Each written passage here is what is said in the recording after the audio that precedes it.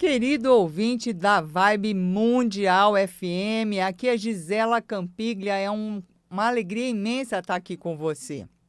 No programa de hoje eu vou dar andamento àquele conteúdo sobre o que acontece nos bastidores espirituais quando a gente vai num atendimento numa casa espírita. Eu já fiz a parte 1 desse programa, então se você quiser pegar o conhecimento completo, no meu canal do YouTube, você vai ter essa primeira parte do programa. Porque acontece muita coisa, né, no invisível quando a gente vai num atendimento espiritual.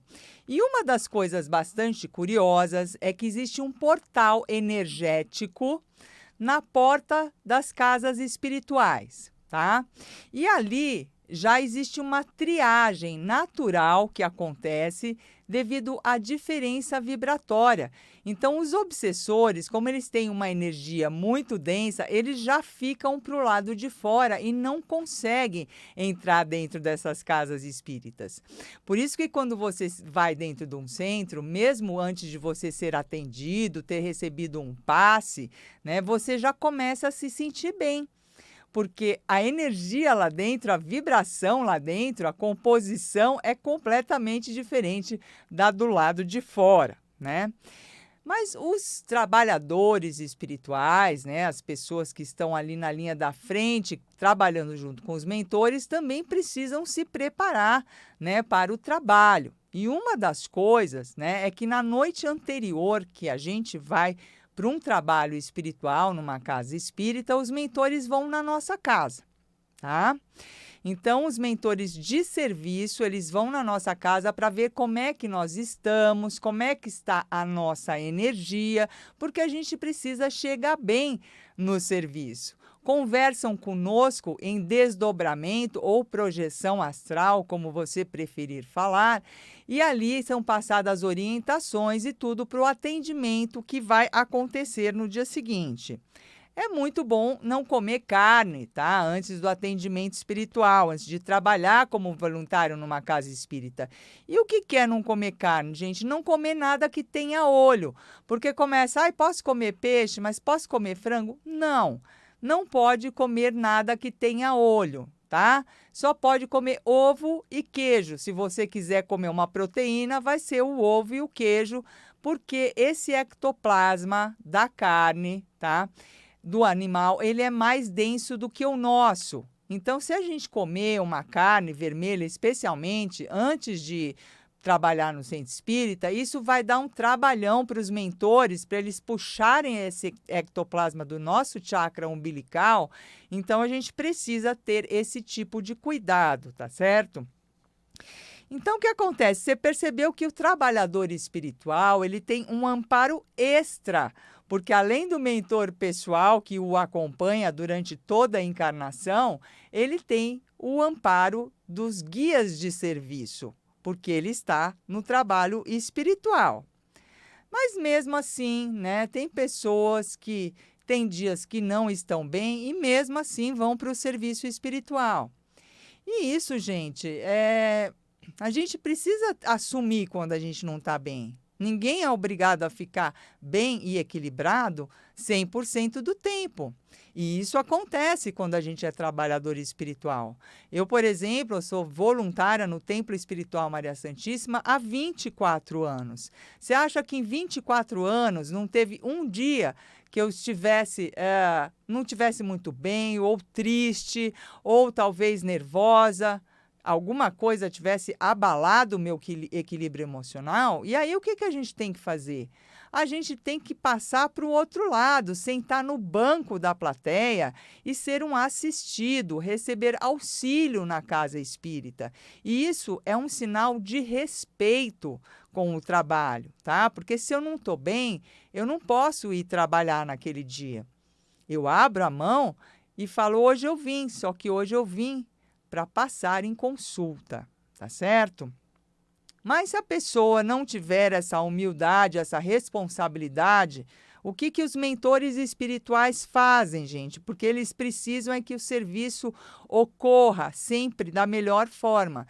Eles pegam esse médium, tá? Que vai para o serviço espiritual em desequilíbrio, com uma energia que não está boa, e eles fazem uma camada energética em volta desse médium, como se fosse um casulo. Eles enfaixam energeticamente a aura do médium todinho, para que a vibração dele não polua o ambiente onde vai ser feito o serviço espiritual, porque o ambiente é todo preparado, né?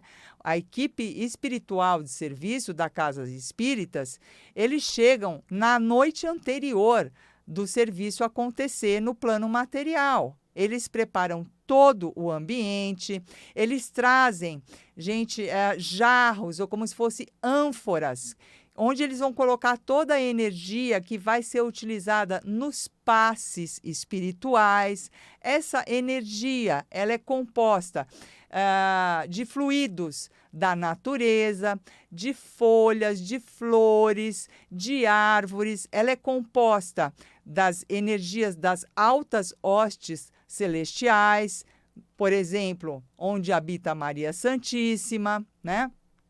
E são compostas também de ectoplasma dos encarnados que trabalham na casa como voluntário, para poder compor todo esse fluido, tá?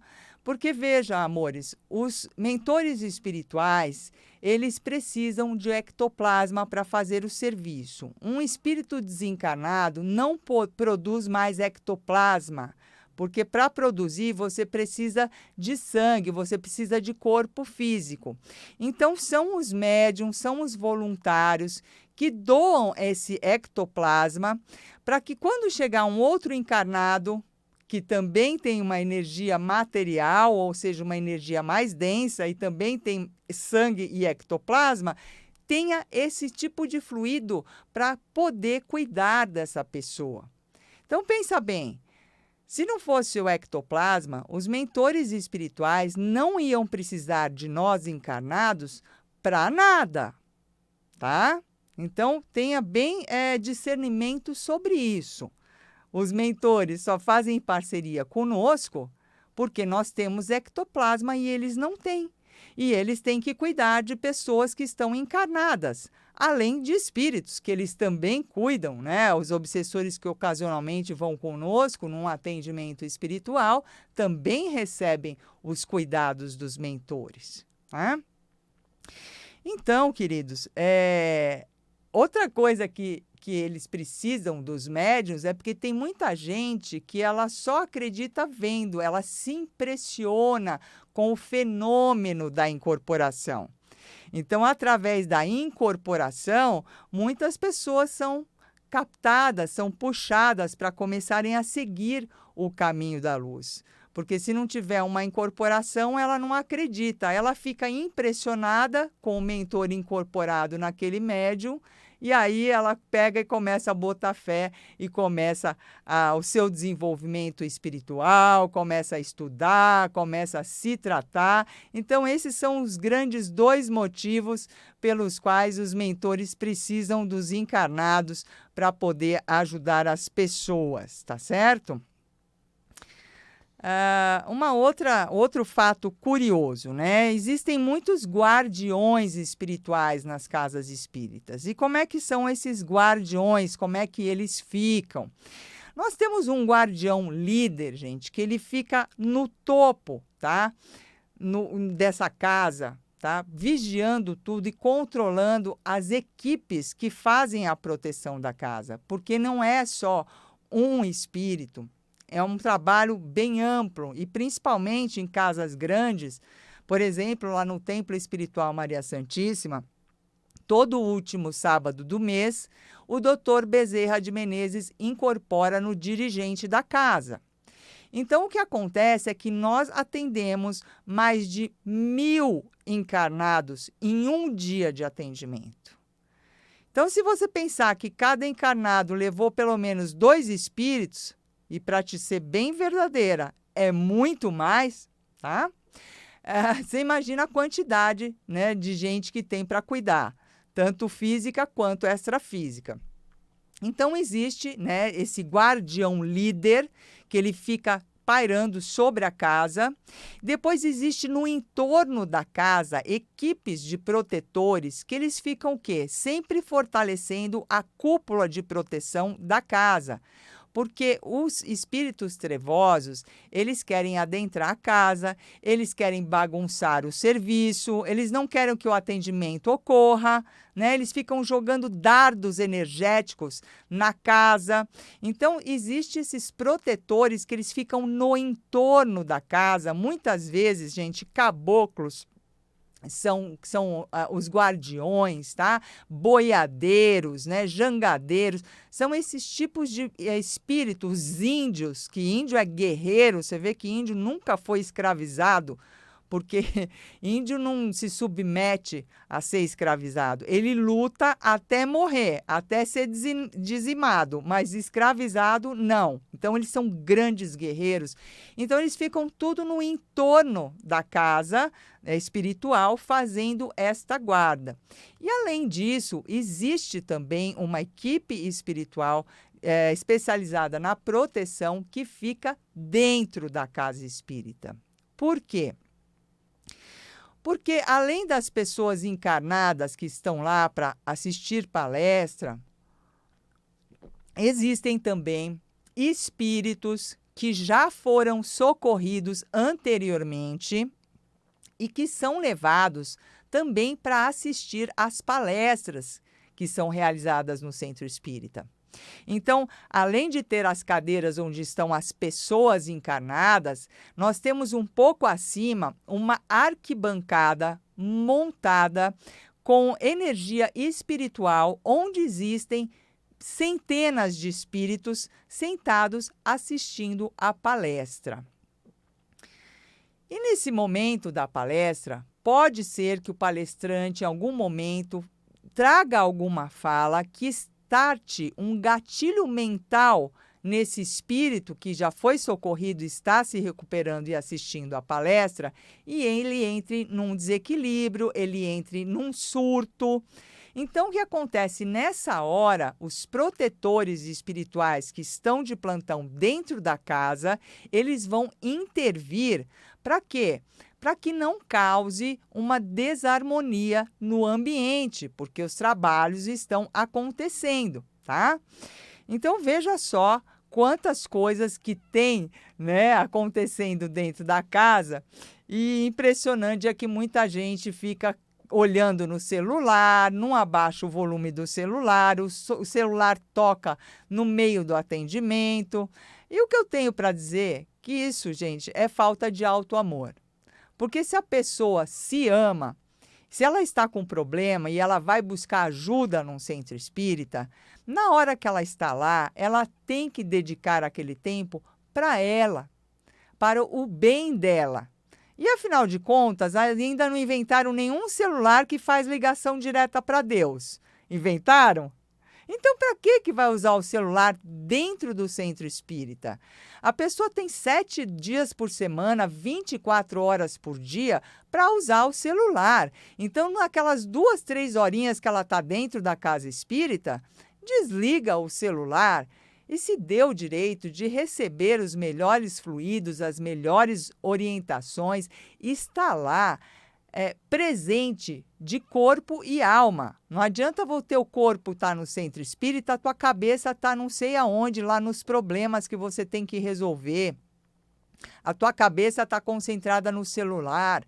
Você não vai aproveitar o melhor que você poderia. Vocês não imaginam a quantidade de energia que os mentores jogam nas pessoas quando elas vão na casa espírita, mas se você não se concentrar, se você não se colocar na postura adequada, você não vai aproveitar tudo o que poderia. Perceba, as bênçãos de Deus estão à disposição de todos, mas nós precisamos nos colocar em postura para recebê-las. E para você que está chegando agora no programa A Lógica da Vida, o meu nome é Gisela Campiglia e hoje eu estou contando para vocês como é os bastidores dos atendimentos espirituais nas casas espíritas, tá certo?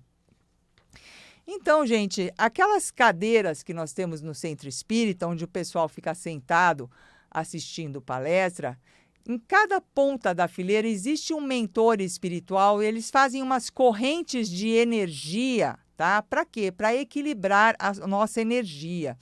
E uma coisa que sempre falam nos centros espíritas é para a gente descruzar os braços e as pernas. Vocês fazem ideia do porquê que em todo lugar eles pedem isso?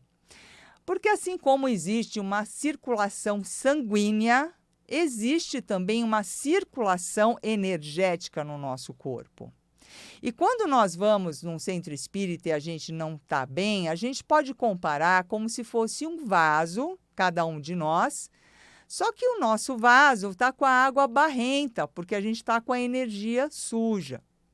Então, os mentores, de uma forma figurada, para você compreender, o que eles fariam? Eles começam a jogar uma água limpa dentro do nosso vaso, até que essa água comece a transbordar, comece a sair água suja para fora e o nosso vaso fique, né, translúcido, com uma água limpinha, com a energia boa, tá?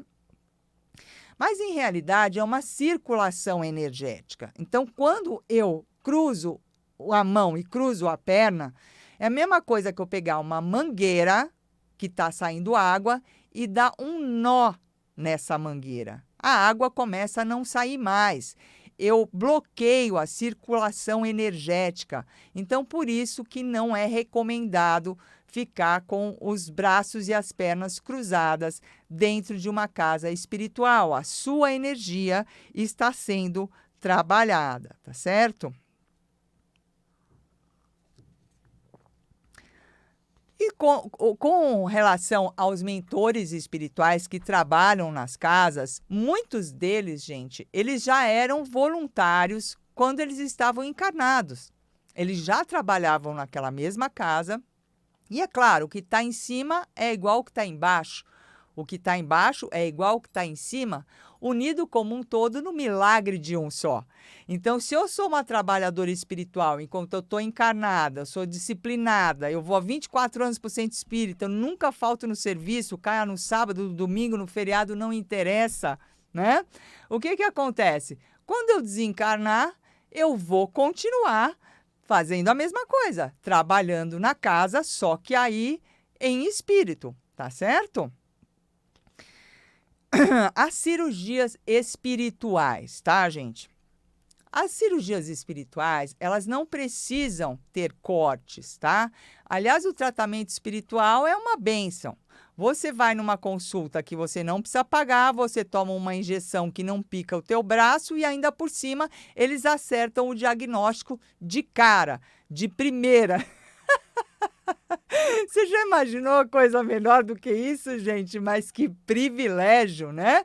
Por quê? Porque os médicos espirituais, eles têm equipamentos que aqui no plano material não existe.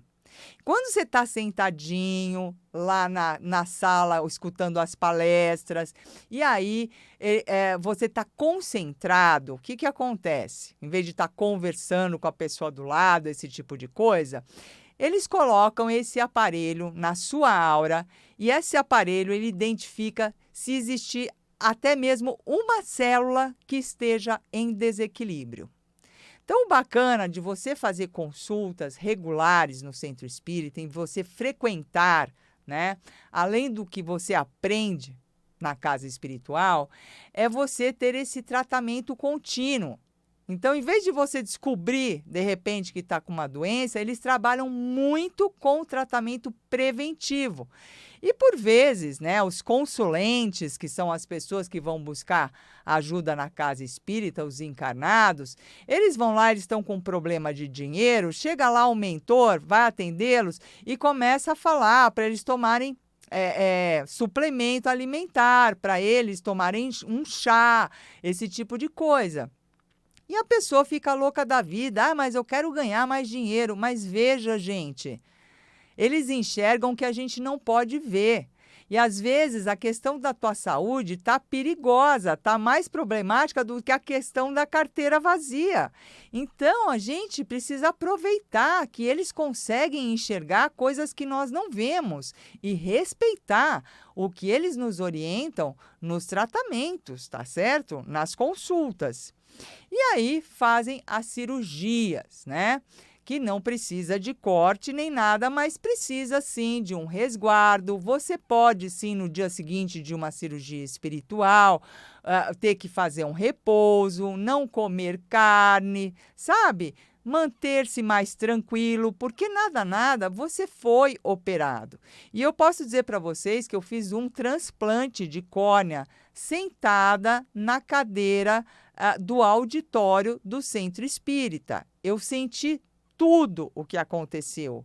E agradeço imensamente, porque quando eu cheguei no oftalmologista, né, aqui encarnado, eu percebi que eu não precisava mais fazer o transplante de córnea, que é uma coisa grave, é uma coisa delicada, né? Então, agradeço imensamente aos queridos médicos espirituais que atuam no Templo Espiritual Maria Santíssima por essa bênção de ter feito esse transplante, que não doeu, né? Mas eu senti a cirurgia sendo feita.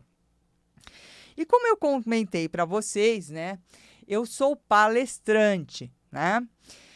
E dentro da Casa Espírita, a gente faz as palestras do salão. Como é que funciona essa equipe da comunicação, né? Que vai falar com milhares de pessoas. Porque se eu tiver 100 pessoas na plateia, você pode ter certeza que tem no mínimo 300 pessoas, espíritos, né? Também assistindo a palestra.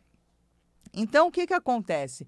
Além do palestrante encarnado, existe um palestrante desencarnado também, que faz parceria, né? É sempre uma união para a gente fazer o trabalho da luz. Então, na hora que eu estou fazendo a palestra, o que acontece? Eu começo a canalizar tudo que as pessoas têm que escutar, as pessoas que estão lá na plateia, no atendimento, tá? Existe essa harmonia, né? Essa parceria de trabalho. Mas o que o palestrante precisa fazer? Precisa estudar, tá? É preciso estudar muito. Por quê? Porque esse mentor espiritual responsável pela comunicação, pela palestra do salão, ele vai ativar na minha cabeça os registros para que eu fale exatamente o que as pessoas precisam escutar. Então, se eu não tiver estudo, como é que fica para esse mentor poder ativar esse conteúdo na minha cabeça? Não dá para a gente trabalhar num arquivo que ele não foi baixado no meu HD. Entende? Então, é essencial, né, que as pessoas que trabalham com comunicação dentro das casas espirituais, elas tenham um estudo, né? Estudem bastante, estudem constantemente. Por quê? Porque o palestrante espiritual vai nos intuir e a gente vai canalizar tudo que as pessoas precisam ouvir. Então, é muito comum, quando acaba a palestra, pessoas se levantam lá da plateia e vêm até mim. Olha, eu adorei a sua palestra. Nossa, muito obrigado. Você falou tudo que eu precisava ouvir. Eu não precisava nem passar na consulta mais, porque você já disse tudo. Agora, veja, gente. Que ótimo, eu fico muito feliz que tenha servido para aquela pessoa, mas não foi apenas ela que precisava ouvir. Eu canalizei, na verdade, a mensagem que todo aquele grupo de pessoas que foi passar em atendimento naquele dia precisava escutar. Queridos, o programa está acabando, viu? O assunto é bem interessante. Tem a parte 1 desse programa no meu canal do YouTube. Meu nome é Gisela Campiglia, Gisela.